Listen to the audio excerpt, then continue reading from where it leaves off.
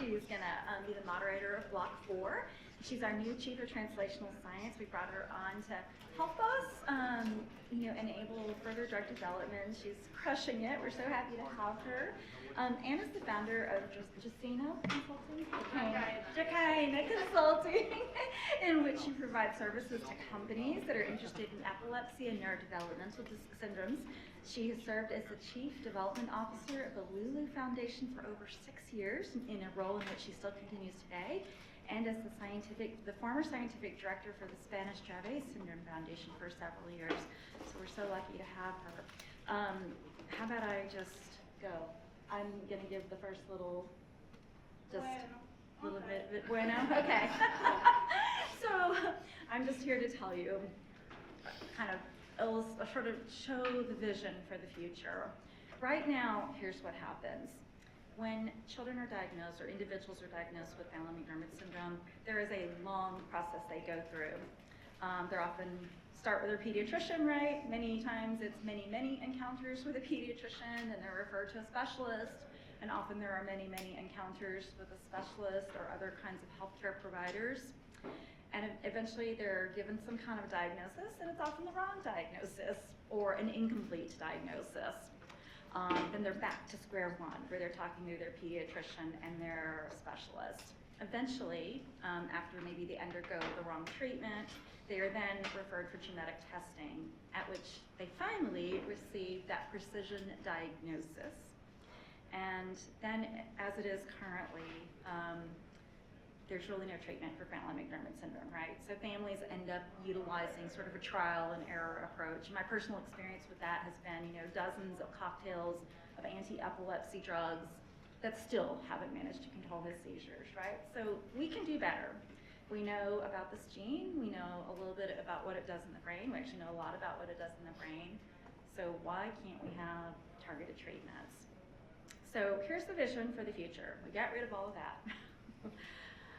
We really want children to be able to be diagnosed from the very first symptoms they have, right? All children should have the access to genetic testing from the time that doctors recognize something is going on. That first seizure, they should be referred for genetic testing. Developmental delays, problems with feeding and infancy, hypotonia, a suspicion of autism, these should all be triggers for genetic testing. There's still a lot of work that needs to be done around this. I mean, as Tess mentioned earlier today, even in autism, fewer than 20% of children are referred for genetic testing, and that needs to change. I know that when that changes, we're going to see an explosion of children with Phelan-McDermid syndrome and other genetic disorders, right? So once they get that precision diagnosis, then they should be able to access precision treatments. That's where we want to go. So the two barriers are in the genetic testing piece of it, and then the treatments. We're getting closer, right? With Jaguar and Neuron, other companies starting to explore treatments in Phelan-McDermid syndrome. This is where we need to get, where every child who has a genetic diagnosis has access to precision treatments. It is within our reach now, with all of you working together with us. I'm going to turn it over to Anna now. I'm sorry, I'm not done, I forgot. So ideally, what do we want?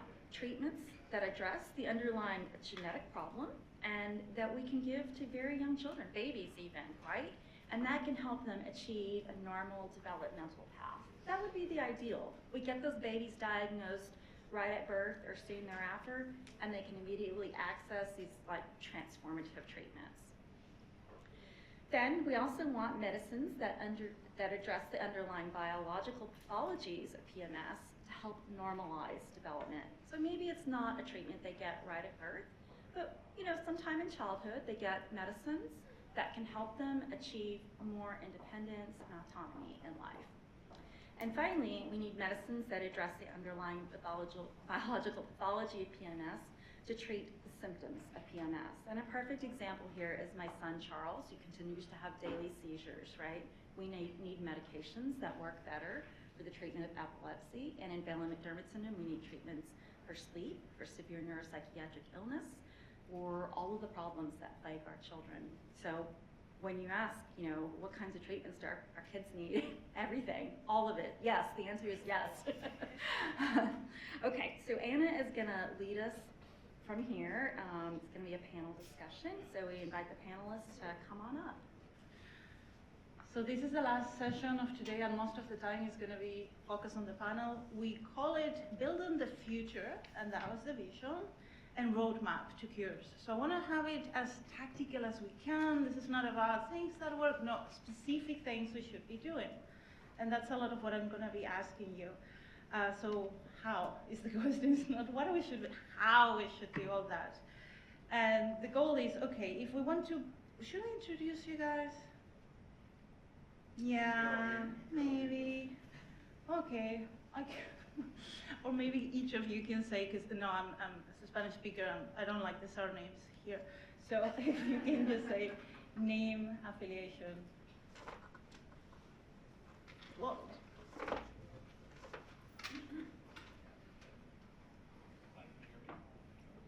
Green button. Hi. Walt Kowtoniuk. I work at a place called Third Rock Ventures, and I'm an advisor to CureSHANK. Craig Martin. I'm a consultant and also am working to found Orphan Therapeutics Accelerator. Shane Hegarty, the Chief Scientific Officer and co-founder of Exonis Therapeutics. Geraldine with CureSHANK. Joseph Buxbaum, Mount Sinai. And Kathie Bishop, Rare Disease Consultant. Thank you, everyone.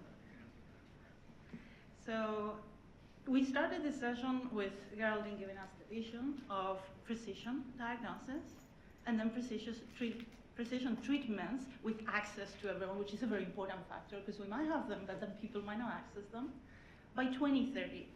And that is our ideal goal, our stretch there.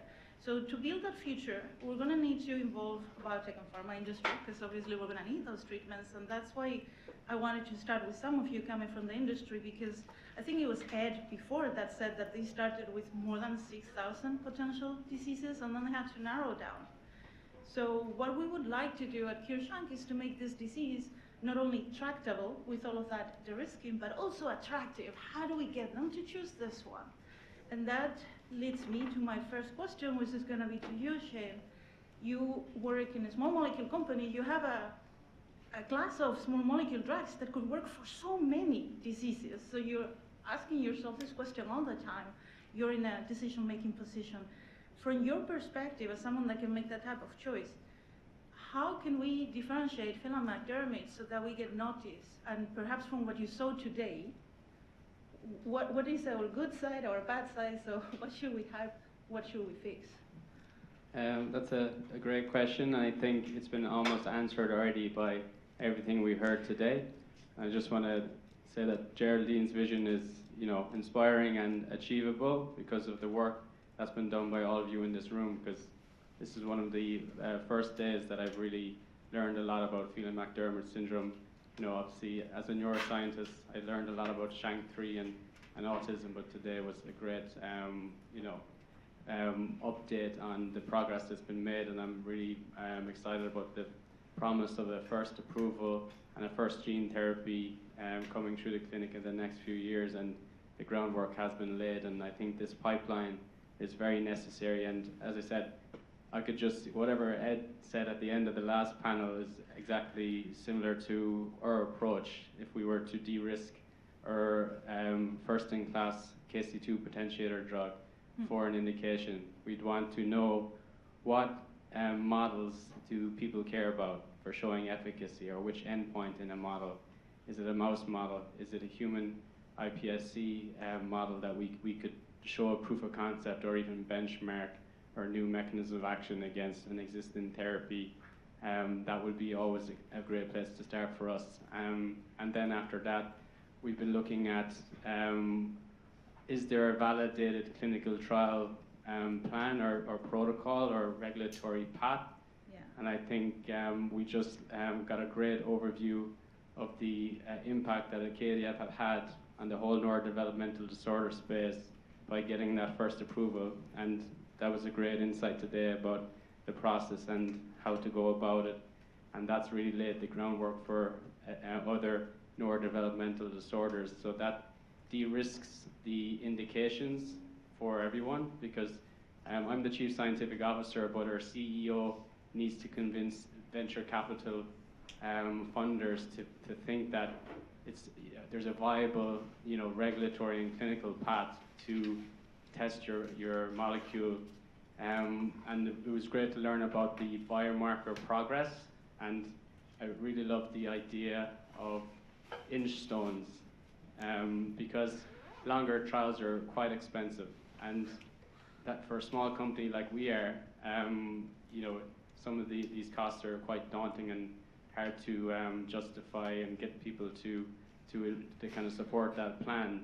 So thinking about earlier pharmacodynamic quantifiable biomarkers that are tied to maybe one of these inch stones, that if we improve them and continue to treat for longer periods with a safe molecule, you might have a greater benefit on some of the more meaningful endpoints. But all the endpoints should be meaningful, and there should be a consensus about what the carers and the families want to see improve, because that's what the whole point is. So once that's kind of set, and I think that's where this indication is quite close to being at that point, that's when it becomes very attractive for new, in our case, a neuromodulatory oral drug to do some research in and advance the therapeutic with that pipeline laid out, just like you went over in your own talk, Hannah. So I think I'll leave it there. But just one very important message is the patient foundation is very important. I wouldn't have been here today unless a dad of a Phelan-McDermid syndrome child reached out to me, and he went back to the lab to research Phelan-McDermid syndrome, and he wanted to reach out to us because he discovered a role for KC2 in responder versus non-responder for an IGF-1 trial. He wanted to ask me more about what we were doing, and that made me very interested in the indication, and he kindly introduced me to Geraldine, and obviously what's being built at CureSHANK is facilitating biotech companies to just, like we are, start to consider it as an indication even at this later stage of development of the drug. Thank you. And in all of these think tank or free consulting, however I want to call what I'm getting from all of you today, main thing I'm writing from you, Sean, is this pharmacodynamic biomarker with the link to the inch. It keeps coming up today as an area where I think we have to try to fill that gap. Kathie, you have worked in some of the small molecule companies that could go around different diseases, but also some genetic approaches where you have to choose the disease first and then build everything around it.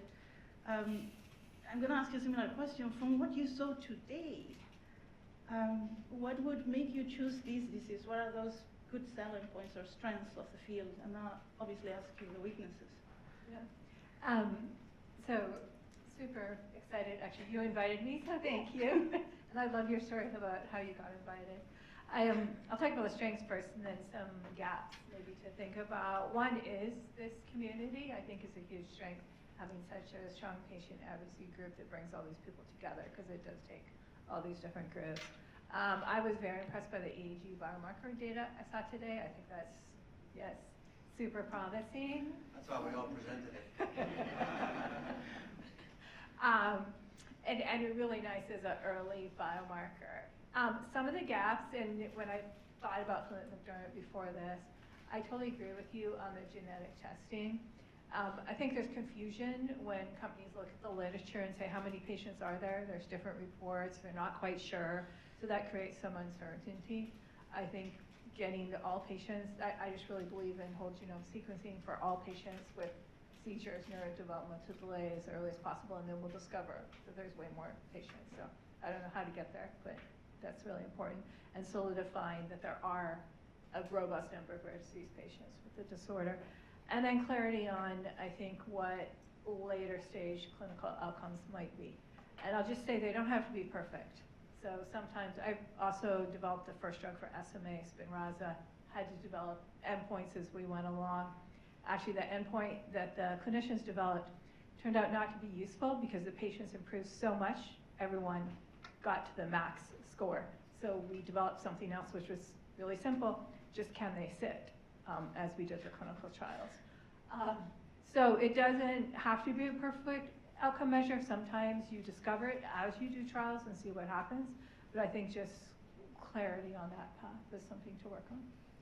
And I have a follow-on question for you still, because I thought initially Dan from Jaguar would be here, and one thing I wanted to address with, so he's not because he had to leave early, but one of the things I wanted to discuss with him was how important it was that there was a preclinical asset developed by academia that then they could license in. So as we think about how to get more companies in the space, we wonder about the ones that don't start a program from scratch, but buy their way into a field by acquiring an asset. And since you were CSO at Acadia also for years, Yeah. how important is that?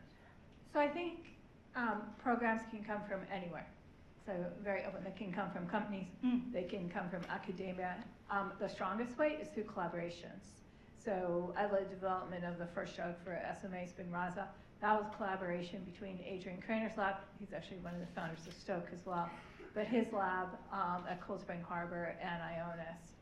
So I think that collaboration is the strongest way to do it, really. Geraldine, I had you here, so I want to check a bit with you and Joe now with reactions to this type of proposals of what should change to see what we can do or who we need to recruit and help us address that.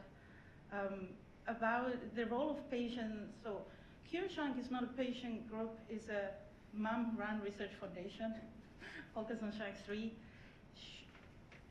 When you hear things like, okay, we need to clarify the prevalence, or we might need to get some projects started, or we might need to figure out some biomarkers, which of the things you think should we be tackling, or the patient foundations, which ones should we outsource to these people? How you see our role there to address that? Sorry.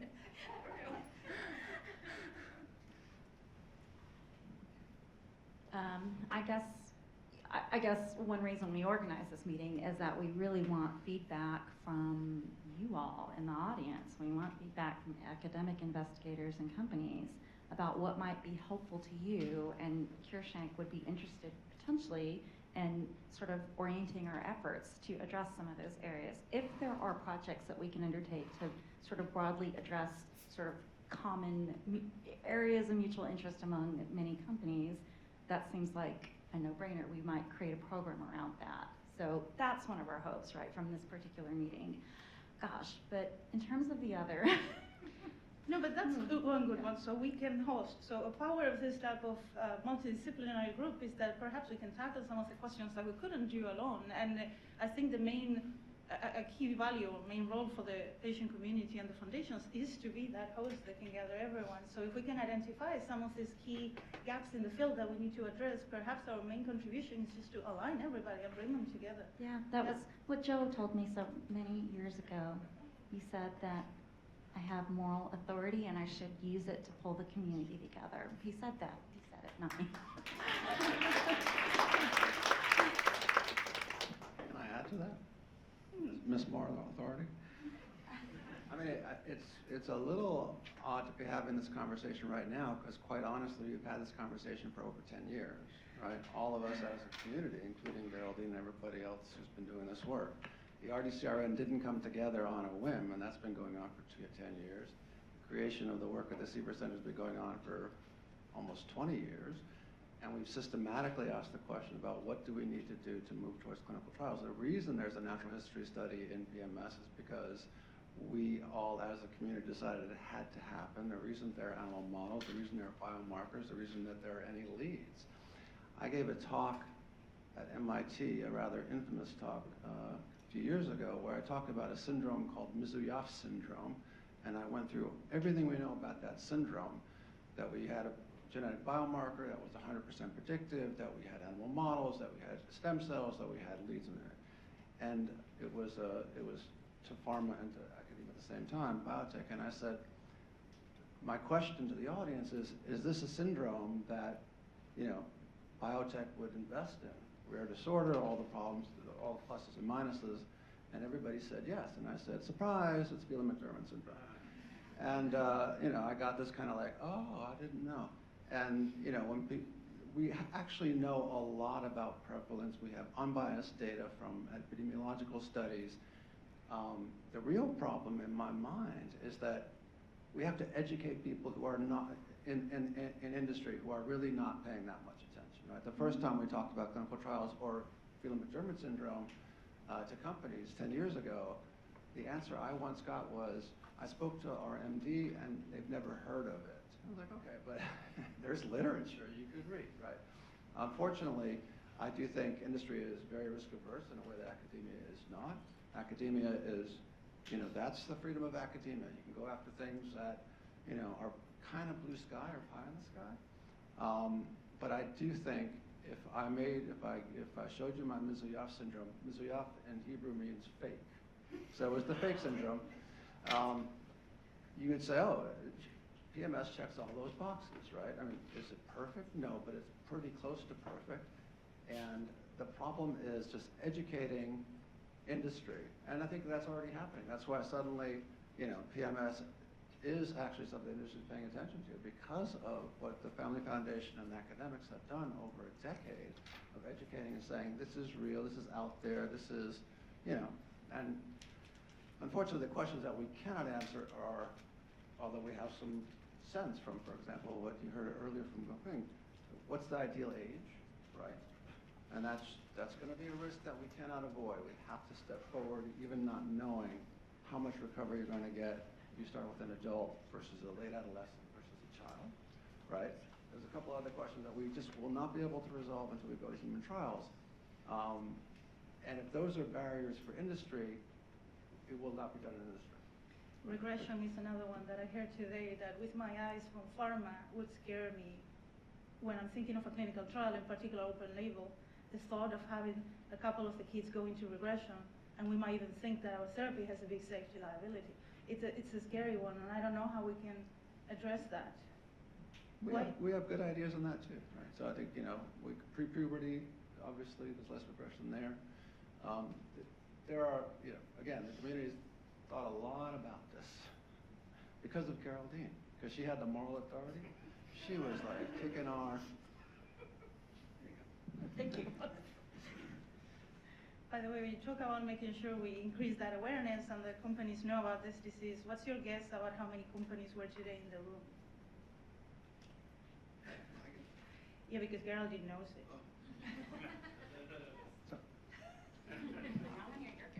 I'm going to guess 20. Guess what? 20. You nailed it. Joe knows everything.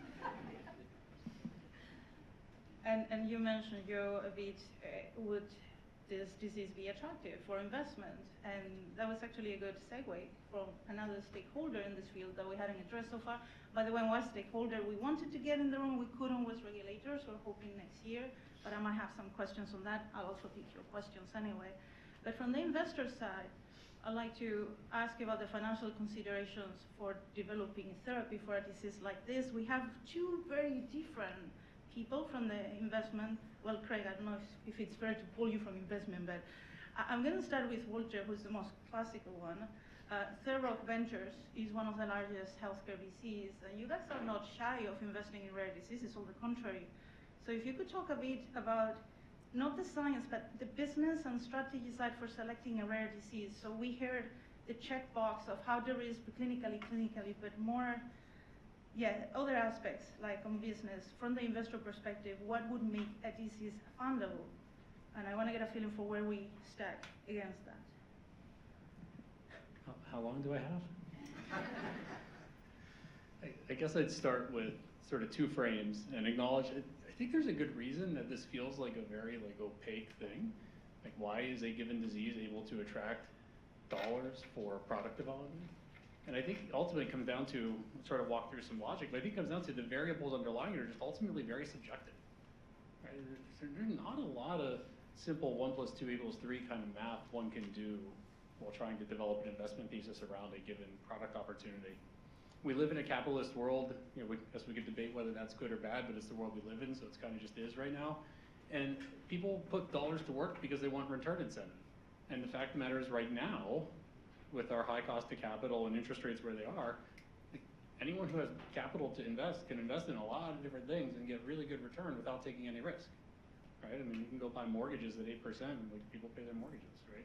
So like if I want to convince people to give me money so I can invest in product development, I have to give them 20, 30% return, right? So how in the world am I going to do that? Well, some of the math comes down to the fundamental entity that has value in all of this is ultimately a molecule that changes someone's life.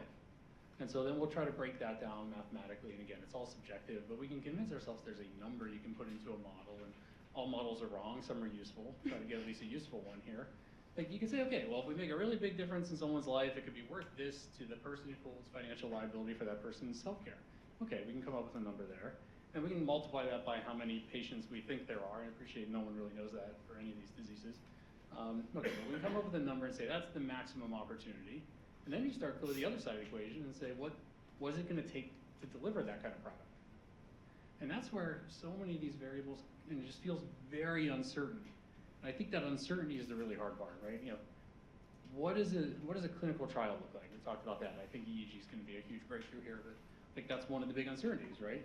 You know, what is the phenotype of a patient who's 5 years old versus 20 years old? What does that mean in terms of my ability to even enroll a clinical trial? You just keep layering on uncertainty and uncertainty and uncertainty. So my advice is thinking about how does one create the ecosystem or create a product opportunity that can attract investment is reduce that uncertainty. What would a clinical trial look like? How would we be able to recruit the patients for a clinical trial? Where are those centers of excellence? Are they ready to go? Do they even have a consent form? What is it going to be like to set up, get my site open there? Just really every little nugget of uncertainty one could think about wringing out of the system. That's ultimately going to be how it becomes a more attractive investment opportunity for someone who does some version of what I do. I think the evidence of it is, like, if any one of us walk out over to the Marriott and just go to Kendall Square and yell, "I have a sickle cell drug," right? You're going to get people interested, right? It's because people know what to do with that. Like you go to Wall Street, people who invest dollars in public markets, they know they've done their work. They know what a sickle cell opportunity is. There's a lot less uncertainty. The reality is, here with PMS, it's a relatively newly defined disease, relatively new in the world of being well characterized and being able to show what a clinical trial would look like, and therefore I think we have to really get that out there. It's awareness, just continue working on the uncertainty. It's the best answer I have. Now I'll let Craig talk about how you do this when you're not trying to, or there's some version of profit. Sometimes I said investors are like teenage girls on Instagram. They want to have what everybody else is having. So working at the research foundation side is very frustrating. It looks like a disease goes from having zero interest to having everybody want to be there. Now you're famous, now they all want to be there because everybody else is there. That is very frustrating. But your answer was kind of in the same direction. You want to know all the other girls already like that disease, so it's no risk. And that's a good segue again to Craig, because you've been working on an interesting space I can call, I guess, nonprofit biotechs, where diseases that are not yet famous might actually have a way forward. So can you tell us a bit how that works? And if that's something maybe we could consider until we are so famous? Yeah, I mean, a lot of the focus that we have with the accelerator are on ultra-rare condition areas. So, one of the other things that's happened is economic conditions have changed and risk capital hasn't been as available, is that investors and companies are looking a lot more closely at, what's my return? What are my net peak sales, and what's the prevalence of this condition? So getting better definition around prevalence is helpful. And then, what are some other models that we could look at? So, we're really trying as a nonprofit to try and create a different business model for these kinds of condition areas, where rather than the traditional VC-funded biotech model that might want a 6x or 8x return, some of these will be developed with non-dilutive capital, and the others will be developed with impact investment, where a 2 or 3x return is possible. And so, as nonprofits look at this, some of them have gone about it different ways. I think about Angelman, for example, as a category where what they did was they were kind of in they had a similar approach where they were looking at some areas of research focused on symptoms, some areas of research focused on modifying the disease, and they had been kind of spreading their capital around in different places. But then they found an ASO that they thought had some real promise, so they spun it out into a company. And then that company got bought by Ultragenics for $75 million. And so, you know, that was an approach going from nonprofit to for-profit. There's also the approach of looking at distinct treatment programs or treatment candidates. And what we're looking at doing is creating special purpose vehicles for each of those candidates, where you could spin it out or out-license it, you could roll it up, you could form it into a company, all of which are designed around, you know, what's the optimal value we can generate from this particular condition area and treatment approach that will sustain access for patients over time. Because that's the other piece of it. You know, we're focused on all of these programs that groups like this got working with an academic institution oftentimes and got a partnership with biotech, and lo and behold, when the capital starts shrinking, those programs got shelved or deprioritized. So, you know, the other thing to be thinking about is sustainability.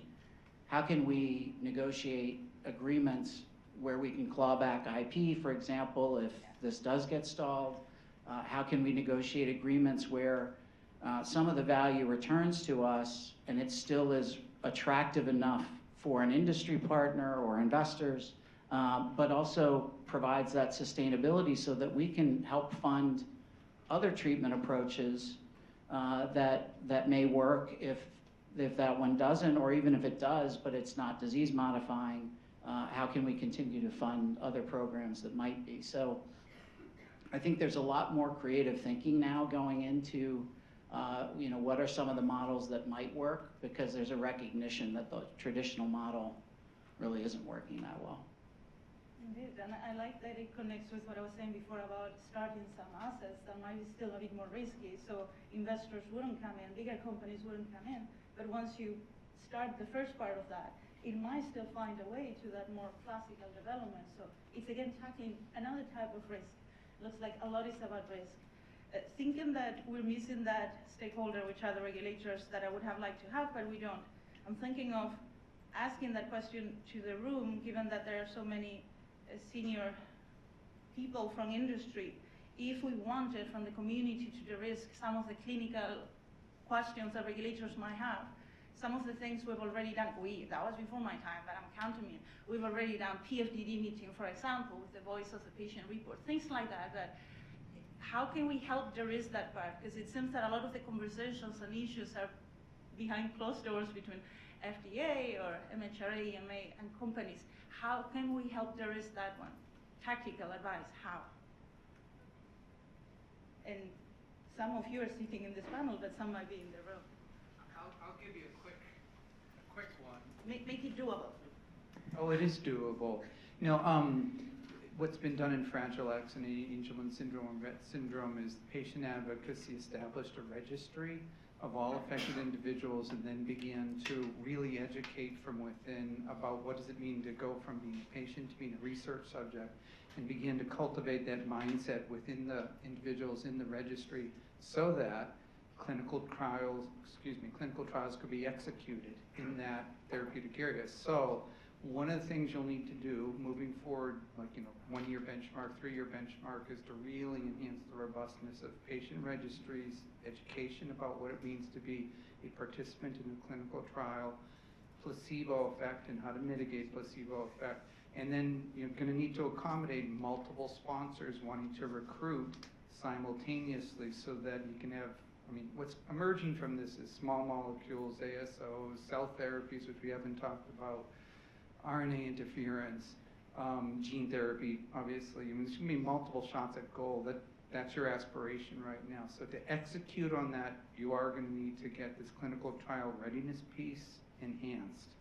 And it's not quite there in PMS relative to these other areas that we've talked about, a la Angelman syndrome, for example, where there's far more robust infrastructure in place and where affected families are really very well educated about what does it mean to be a clinical trial participant? They understand placebo response and how to mitigate that, et cetera. So that's a quick and easy one for you, and just kind of straightforward. Yeah, I know when I was at the Phelan-McDermid Syndrome Foundation, we created a patient registry, and the Phelan-McDermid Syndrome Foundation today has the Phelan-McDermid Syndrome Data Hub, I believe is what it's called.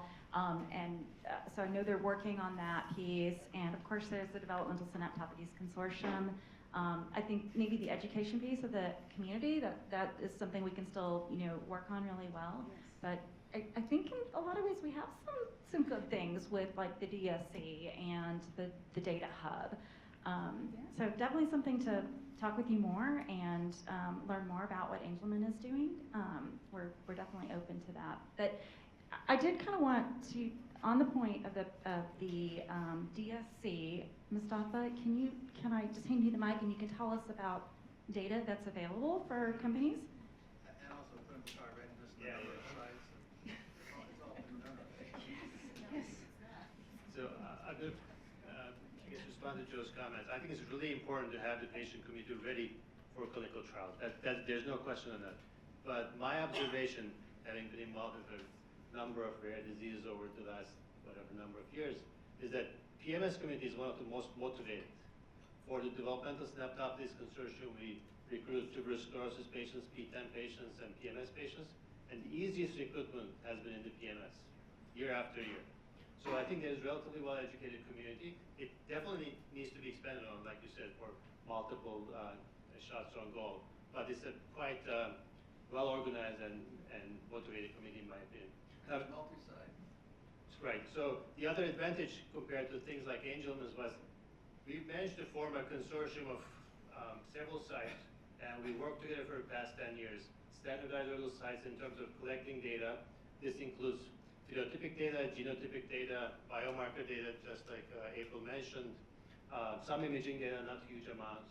But this is all available to industry partners, wherever you're coming from, biotech, big pharma, academic partners, and we've shared it with 2 companies already. We'd be happy to share with other companies. I think this kind of data was not available in Angelman syndrome when they started the ASO study. So we actually, in PMS, I think, are ahead of the curve.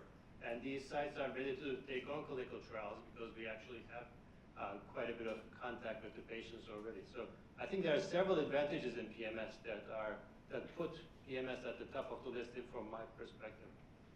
Keep the microphone there. So what you just described, I put my drug hunter hat on. What you described looked great. Is that only the US? How is the situation ex-US? If I need to run a pivotal trial, I need to make sure Europe at least will deliver centers of excellence. I'm sure the patients are there and motivated, and we have some foundations in the room, but is this the disease or just the US? This is the US, partially because it's been an NIH-sponsored trial, and we focused on English-speaking patients, etc. So I'll turn to Joe or others who may know about what's going on in. I mean, Europe's invested a lot in Phelan-McDermid syndrome making a part of viewing. So EU aims, they chose PMS as their kind of prototypical autism disorder. They kind of, I would say they learned from some of the work that was going on in the US, but they're leaders in their own rights, and they have overlapping biomarkers, not those beautiful things that April talked about, but they'll do that soon.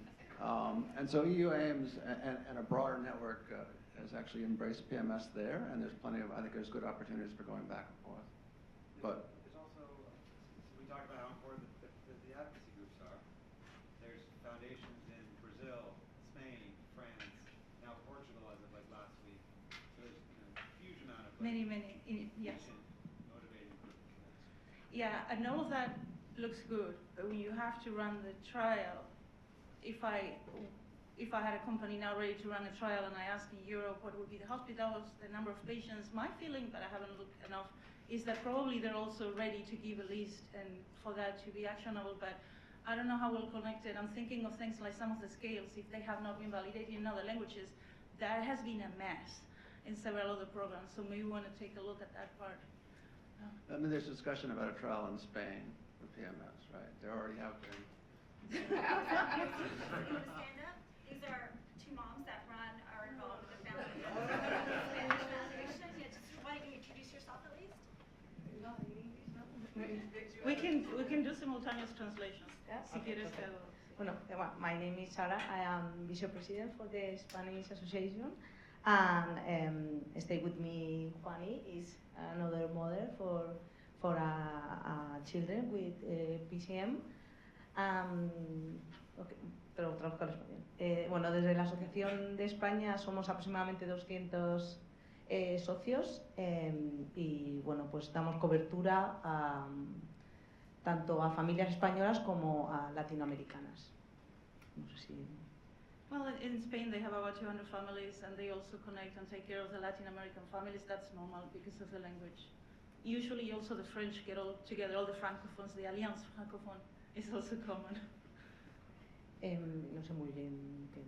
Si sabes decir un poco las prioridades que tenéis vosotros para poder ayudar a tener más ensayos, que son, es encontrar familias, encontrar hospitales, educar familias. Yeah, el principal objetivo es encontrar dinero para investigación, dar apoyo a las familias y a nivel médico está todo bastante concentrado en Madrid, pero sí que apoyamos también a las familias a encontrar a aquellos especialistas que necesitan, dependiendo de las características de cada niño, ¿no? Que son diferentes.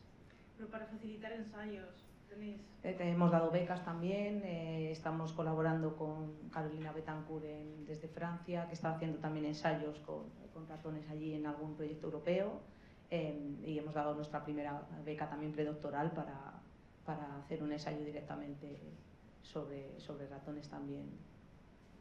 Okay, so from their side, to try to facilitate and promote clinical trials, they do a mix of research by funding research and some fellowships, but also making sure that they have centralized centers. I guess we don't call them center of excellence, but a place where everybody goes and they know how to be connected there.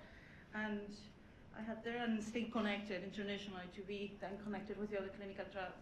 And yeah, and I guess that's what you have to do. Gracias. Do you have questions in the room? Oh, I'm going to rebut you Ivano. because I know you. Go on. So I'm going to use the example of SMA. I wouldn't be so negative. I ran the first Spinraza clinical trials. It was the first drug designed for SMA. It's the first approved drug for SMA. Now there's 3 drugs approved: gene therapy, antisense, small molecule, and there's literally 30 companies, back to companies just doing what everyone else has done, working on other treatments and muscle drugs. So dramatic change in that field from when I started. On the part about international trials, I did the phase 3 program, which were global trials, including US, Japan, Europe, but that all came from a small network of 4 clinicians in the US who did everything. That was what was available, and we took that and then spread it around the world. We paid for the translations at Ionis. We paid trainers, which were very dedicated physical therapists here in the US, that designed the training program for the global trials. So you don't need that. I think you already have that in what you have, but it takes money and resources to pay for that, which a company will do. What you need is a drug that then will go into that clinical trial, that global clinical trial, and it will all happen. So the inflection point is kind of that first one, because then it That also first validates one the going field. to a global We phase have Neuron and Jaguar. Are they going to be that first? I don't know, because they're early. They're not at the global phase 3 stage. I'm going to Well, make one yeah. other point. Trofinetide, the phase 2 trial was US only because Acadia only had US rights. You don't need data in another country except for in Japan to get approved there. Really? Yeah. It's better if it's global for the beginning, but it's not required. Japan does require it though. I didn't know that. Yep. I thought Europe also required. Okay. So I just want to be a little more positive. Well, yeah, no, and I want to find that inflection point, because one thing we keep hearing is like, you have more than enough, the field is ready, but then I keep finding the pipeline still a bit light, so if we can find that inflection point, that thing we can push, maybe it's awareness, maybe pharma needs to hear that, like, the field is ready, maybe those 20 companies could be 40, or they go and tell their friends, just figuring out how we can turn that, because I've seen it happen in other diseases, Dravet syndrome, before it was famous, and now they're like, oh no, you cannot run a clinical trial, you can't recruit, because everybody's there. It happened to Angelman, it's happening to Rett. I wish it would happen to us, but I want to know when that happens. That's why I was talking about the Instagram teenagers. It's like suddenly everybody wants that disease. And are we maybe at the brink of having that now with the IND for gene therapy and the potential first pivotal? It looks like it could. That plus the message and the prevalence message.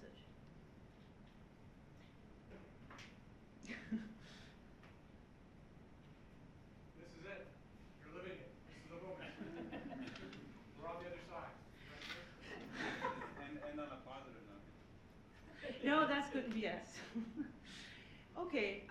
Let's see how we're doing with time. We're probably still good on time. I don't know if we wanted to still get some more minutes. I could have still another question for them. I want to make sure I had enough time for all of you to also ask questions. I don't want to hear in 10 years from now when Joe talks about the meeting 10 years ago, it's like, yeah.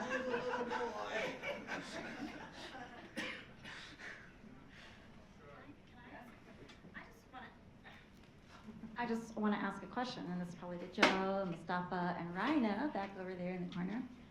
We have several companies here. How can they access data from the Developmental Synaptopathies Consortium? You have a lot of data, right? No. How do they access it? Well, we actually have established a process that was required by the NIH to come up with a data sharing agreement and process. It's just a relatively simple form, and 2 companies have already gone through it, and we have feasibility, I think, for sharing data. So we now have 10 years of data actually compared to where we started from. So we'd be happy to share. And it's being used, right? As Yes. part of the control arm. Yeah. As mentioned, I think Jaguar used it as a part of their IND application.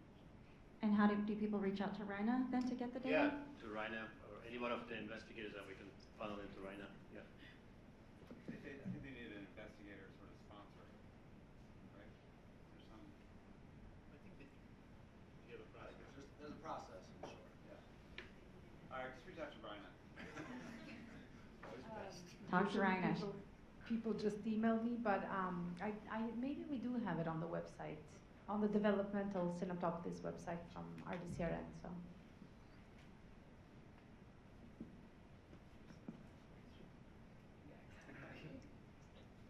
And I just want to point out, so 6 years. You're going to be the last question, right?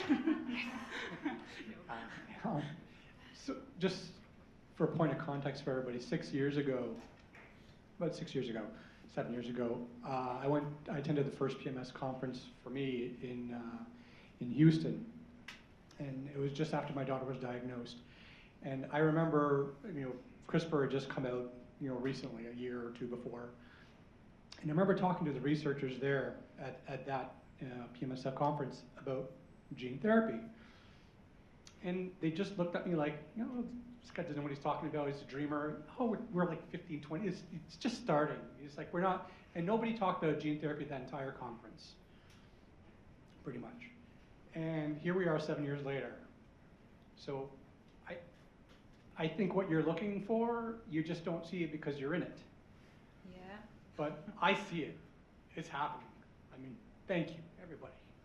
No, thank you.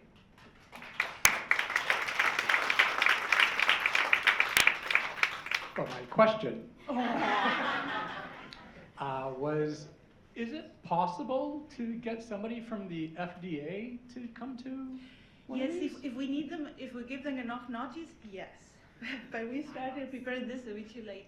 Yes, we should be able to get some people from the small molecule division, so CBER, and some from CEDAR, or I said it the other way. But yes, and we'll make sure we have them, because that was a noticeable missing piece. Yeah.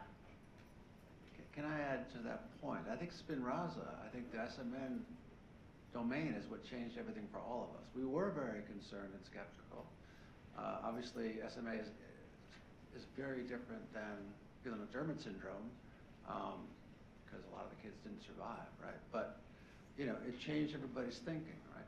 And to the point of genetic testing, the day there is a treatment for any of these developmental disorders that is kind of targeted to a specific gene mutation, everybody will get tested. And again, it doesn't have to be PMS that makes that next big leap. Somebody makes that step forward, And suddenly everybody will insist on getting tested, and then suddenly we won't be talking about, well, are there 200 people or 20,000 people, right? So we get to benefit from the greater community. And to add a positive message to that, you said with us. Positive, that was pretty positive. No, yes. Oh. I see your positive and I add mine.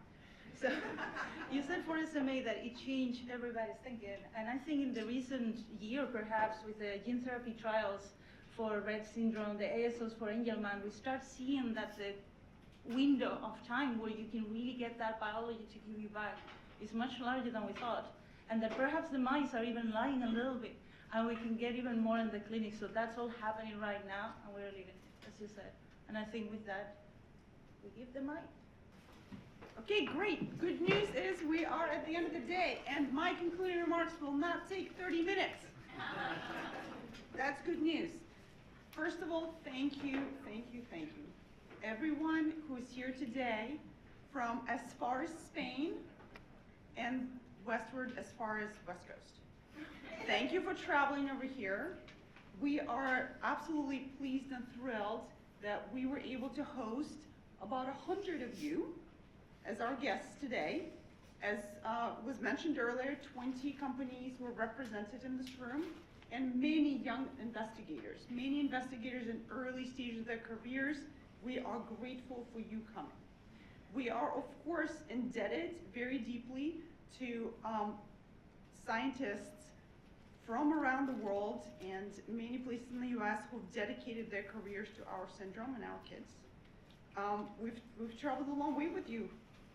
Joe keeps bringing up, the meetings from years ago when all of us were less gray.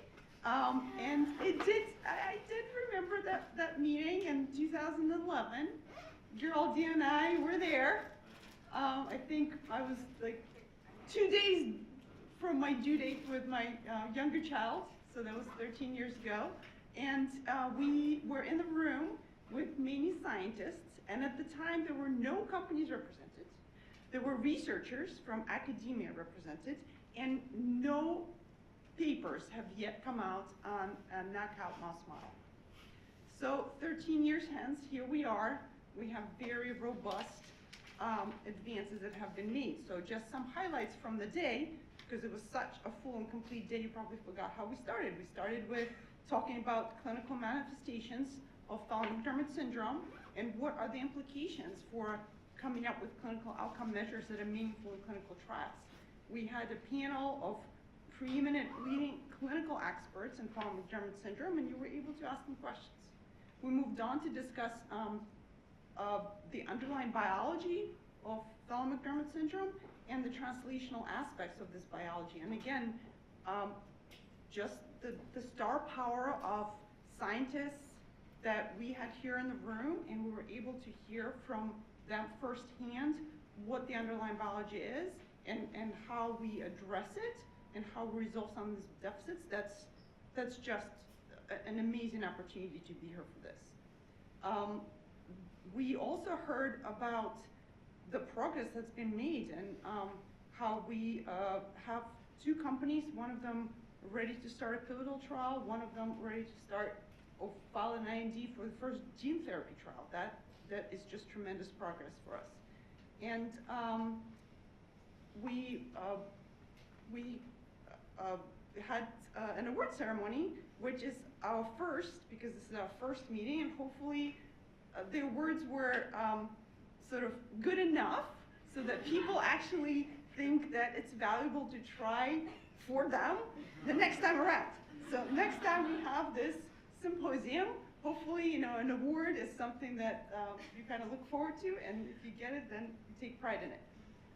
And we also talked about clinical trials in other neurodevelopmental disorders. So we heard from Stoke about the trial in Dravet syndrome, and we heard from Kathie Bishop about trial in the Rett syndrome. And what's important is that we follow suit. These diseases lead the way. We follow. We learn from them. We're all a community of patients and parents and caregivers of individuals that suffer from these rare diseases, and we all learn from one another. So it was really, really rewarding to hear from these individuals and about the advances in the syndrome. And we concluded with a very inspirational message. And Geraldine, being our fearless leader, she set the goal for us, 2030. 2030 is our goal to get precision therapies out to our kids. We heard it was an achievable goal. It's something we're going to aspire to, and that's really great. So I'm going to conclude now with two questions, kind of open questions to the room, and also mention that there will be a post-symposium survey. We'd love to hear from all of you about what your experience has been like and what we can do better. The first open question is, this is our first drug development symposium. We did have another meeting also in Boston in September of last year, which focused on understanding epilepsy and Phelan-McDermid syndrome, both from the basic science perspective and clinical perspective. Again, this is a broader meeting that's not focused on a specific topic. Going forward, are there any other kind of deep dive, kind of focused meetings that from your perspective could be useful that we could convene as an organization?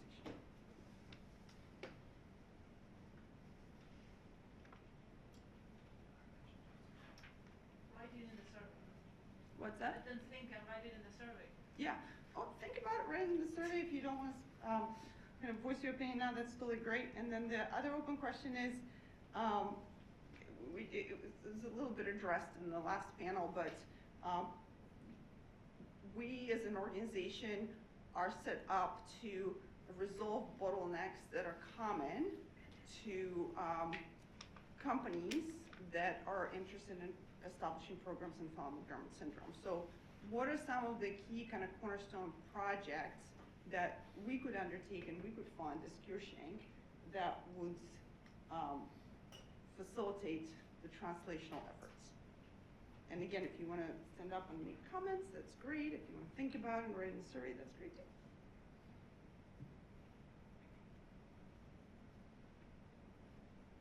All right.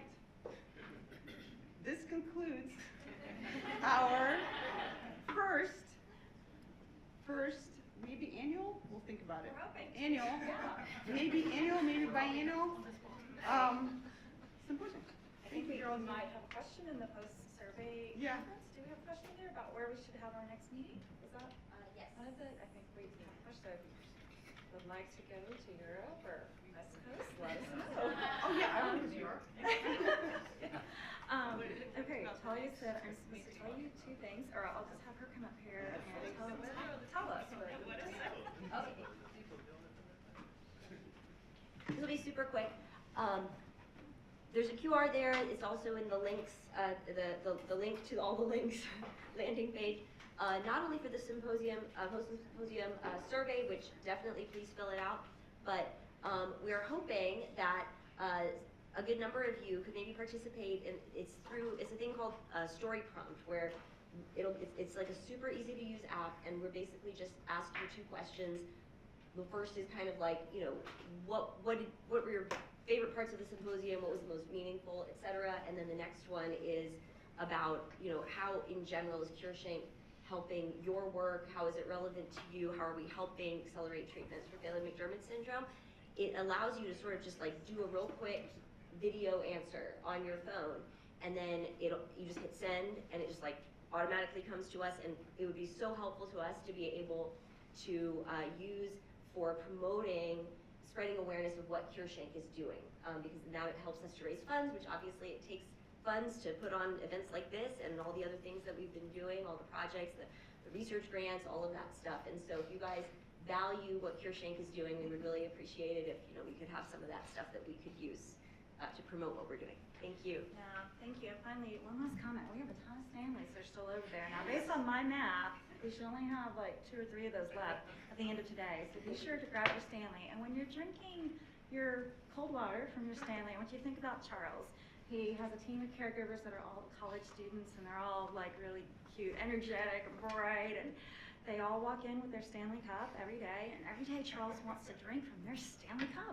And so I finally bought him his own Stanley cup, and the last time we were in Boston for a meeting, he got to bring his Stanley cup, and Patterson's son. He's been toting around his Stanley Cup, drinking his water, and he's cool like his caregiver. So think of Charles when you drink from your new Stanley Cup. So, thank you all so much for coming.